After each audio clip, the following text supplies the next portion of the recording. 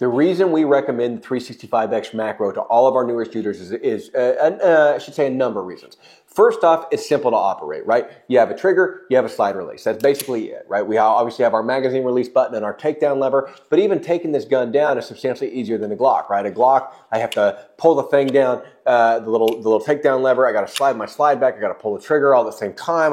It's not that that's hard, but it's hard to teach newer shooters to do that when they're already dealing with so much going on in their head. This is a lot easier. I lock the slide back and I flip the takedown lever down. My gun's apart, right?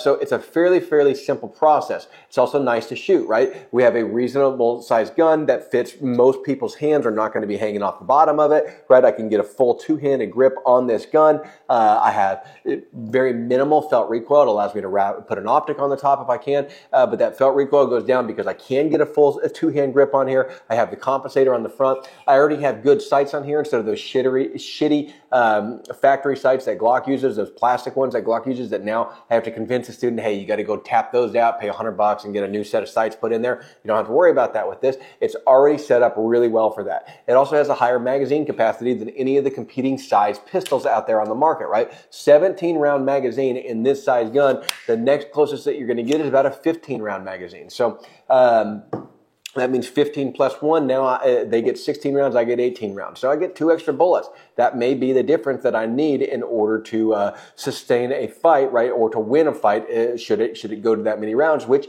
despite what the myths out there say, does happen.